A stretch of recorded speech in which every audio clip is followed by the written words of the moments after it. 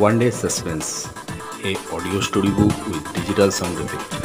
এখনই সাবস্ক্রাইব করে শুনতে থাকুন রহস্য রোমাঞ্চে ভরা গোয়েন্দা কাহিনী, হাস্যরসের গল্প ও নীতিশিক্ষামূলক গল্প। আমাদের ইউটিউব চ্যানেল ওয়ান ডে সাসপেন্সের প্রতিদিনের গল্পের আসরে আজ শুনুন পুচিত গুপ্তর লেখা কাঞ্চনদা। এই গল্প সত্যি, এতটাই সত্যি যে মনে পড়লে তীব্র ভয় পাচ্ছি। নিজেকে নিয়ে ভয়, হাত পা ঠান্ডা হয়ে যাচ্ছে, কপালে ঘাম জমছে। নিজেকে বোঝাতে চাইছি এটা সত্যি নয়, এটা গল্প, ভয়ের কিছু নেই। তারপরেও ভয় কাটছে না। আমি চাই না এই গল্প কেউ জানুক, এমনকি আপনিও নয়। তারপরেও বলছি, মনে হচ্ছে একজনকে বলা দরকার। দয়া করে আপনি কাউকে বলবেন না। সেদিনটা ছিল বুধবার। অফিসে নিজের ঘরে বসে কাজ করছি। সবে লাঞ্চ ব্রেক শেষ হয়েছে। কাজের চাপ বেশি। কোনো প্রজেক্ট ফেলে রাখায় আমি বিশ্বাস করি না। মোটে 44 বছর বয়সে বড় কোম্পানির এতটা উঁচু পদে চট করে বসার সুযোগ কারো হয় না সহজে। আমার হয়েছে। গাছ থেকে পড়ে হয়নি, পরিশ্রম, বুদ্ধি, সততা দিয়ে হয়েছে। একে ধরে রাখতে চাই। শুধু অফিস নয়, মালিনীর বেলাতেও তাই। 8 বছরের দাম্পত্যে আমার ফাঁকি নেই। সুন্দরী স্ত্রী তার স্বামীর কাছ থেকে যাবতীয় আদর ও আবদার মিটিয়ে নিতে পারে, সেই সুযোগ তাকে আমি দিয়েছি। ফলে অফিস যেমন আমার উপর খুশি, খুশি স্ত্রীও। আমি একজন সফল এবং দায়িত্বশীল মানুষ। এরকম হলে পুরুষ মানুষ খানিকটা অহংকারী হয়ে পড়ে। আমিও তাই। এতে দোষের কিছু নেই, তবে কাউকে বুঝতে দিই না। যাই হোক, সেদিন কাজের মধ্যে পিয়ন ঘরে এসে একটা চিরকুট দিল। স্যার, একজন ভিজিটর এসেছেন, বলছেন উনি নাকি আপনার দাদা। দাদা?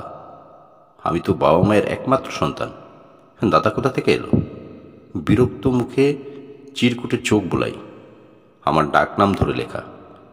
আমি কাঞ্চনদা, দত্তপুকুরের কাঞ্চনদা। মনে পড়ছে নিশ্চয়ই। খুব বিপদে পড়ে তোর কাছে ছুটে এসেছি, একবার কথা বলতে চাই। আমার ভুরু কুঁচকে গেল। কে কাঞ্চনদা? মনে পড়ছে না, তবে দত্তপুকুর অবশ্যই মনে পড়ছে। 10 বছর বয়স পর্যন্ত ওখানেই কাটিয়েছি। তারপর বাবা বদলি হলেন, দত্তপুকুরও জীবন থেকে চলে গেল। আর যাওয়া হয়নি। 34 বছর পরে সেখানকার সব লোককে মনে রাখতে হবে এমন কারণ নেই।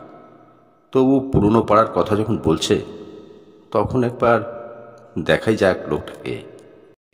প্রাইভেট সেক্রেটারিকে ইন্টারকমে ধরলাম। স্নিগ্ধ, একজন কে এসেছে, কি বলতে চায় একটু দেখো তো। ঘরে ডাকতে হবে না, রিসেপশনে গিয়ে কথা বলো। এই পর্যন্ত বলে একটু থামলাম। ফের বললাম, আর শোনো, বলবে আমি ব্যস্ত, যা বলার তোমাকে যেন বলে। 10 মিনিট পরে স্নিগ্ধ মোবাইলে ফোন করলো। নিচু গলায় আমতা আমতা করে কথা বলল। স্যার, উনি টাকা চাইছেন। পরশু লাংসের কি যেন অপারেশন, শ্বাস নিতে সমস্যা। কিছু টাকা জোগাড় করার পরেও লাখখানেক কম পড়েছে। বলছেন রোজগারপাতি কিছু নেই, আপনি যদি কিছু দেন পরে নাকি শোধ করে দেবে। আমি আকাশ থেকে বললাম, শ্বাস নিতে সমস্যা তো আমি কি করব? যাকে মনেই করতে পারছি না সে আচমকা এসে শ্বাস প্রশ্বাসের জন্য টাকা চাইলেই হলো? কত রকম ঠকবাজি যে দুনিয়া ছেয়ে গিয়েছে। নিজেকে সামলে বললাম, কি নাম লোকটার? স্নিগ্ধ বলল, কাঞ্চন, কাঞ্চন চক্রবর্তী, দত্তপুকুরের ঠিকানা। স্যার, সত্যি না মিথ্যে জানি না। ডাক্তারের প্রেসক্রিপশন, নার্সিংহোমের কাগজ দেখালেন। অনেক কষ্টে নাকি আপনার অফিসের খোঁজ পেয়েছেন। বলছেন আপনি নাকি দেখলেই চিনতে পারবেন এবং কিছু ব্যবস্থা করবেনই। ফোন নম্বর চাইছেন স্যার, বাড়ির ঠিকানাও। খবরদার কিচ্ছু দেবে না। স্নিগ্ধ বলল, দেব না স্যার, তবে স্যার আপনার কথা খুব কনফিডেন্টলি বলছে। আমি বললাম, ফ্রডেরা অভিনয় ভালো জানে। স্নিগ্ধ বলল, ঠিকই স্যার। আমি বললাম, কাল ফোনে তোমার সঙ্গে যোগাযোগ করতে বলো। অফিসে এসে নয়, ফোনে। ততক্ষণে আমি একটু মনে করার চেষ্টা করি। ফের কাজে ডুবে গেলাম এবং কাঞ্চনদা বিষয়টি একেবারে ভুলে গেলাম।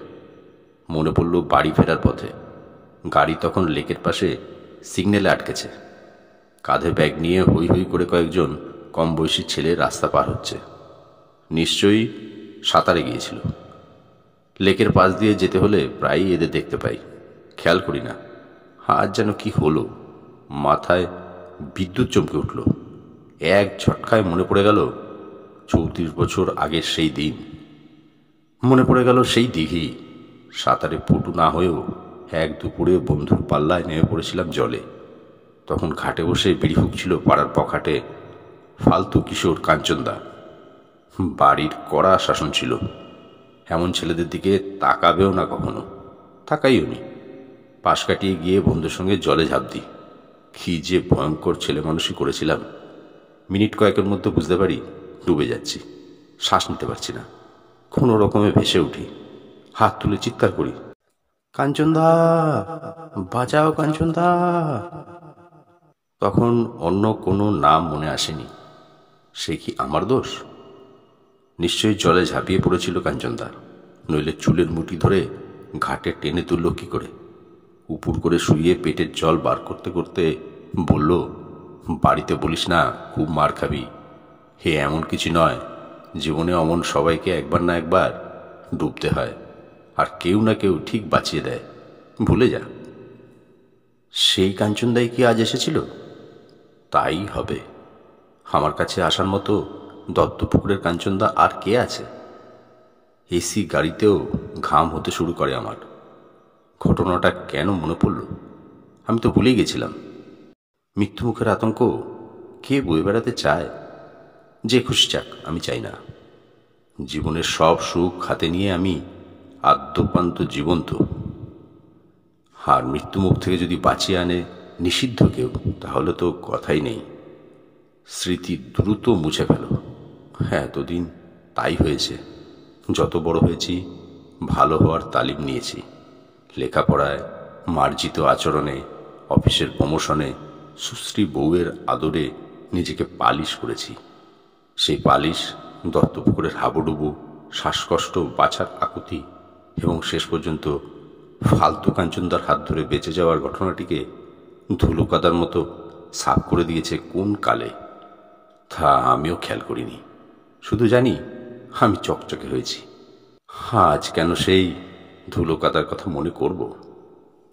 কাঞ্চনদাই তো বলেছিল ভুলে যা। বলেনি? তাহলে কেন এখন এসেছে? বাঁচিয়ে রাখার দাম চাইতে?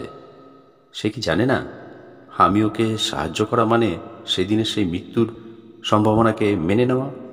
সঙ্গে এটাও প্রমাণ হবে সমাজের একজন বাতিল মানুষ একদিন আমাকে চুলের মুঠি ধরে না বাঁচালে আজ কোথায় আমি? কোথায় আমার কেরিয়ার? কোথায় স্ত্রীর মুগ্ধতা? কোথায় বা লোকের হিংসে? আমার বেঁচে থাকে যদি একটা ফালতু লোকের জন্য হয়, আমার যাবতীয় কৃতিত্বেরও তো সে কিছুটা ভাগিদার। হে কখনো হতে দেওয়া যায়? বাড়ি পৌঁছানোর আগেই সিদ্ধান্ত নেওয়া হয়ে যায় আমার। পরদিন কাঞ্চন চক্রবর্তী নামে কেউ একজন আমার প্রাইভেট সেক্রেটারিকে ফোন করে। সে বলে, ভুল করছেন, আপনি যার কথা বলতে চাইছেন তিনি আমার স্যার নন। স্যার কোনো দিন দত্তপুকুরে থাকেননি, বলেই ফোন নামিয়ে রাখে। তারপর আরও 15 দিন পেরিয়ে যায়। সেদিনও বুধবার ছিল। কাজের মধ্যেই স্নিগ্ধ ইন্টারকমে ধরল আমাকে। স্যার, এই মাত্র একটা ব্যাড নিউজ। আমি কি আপনাকে বলবো? আমি চুপ করে বসে থাকি।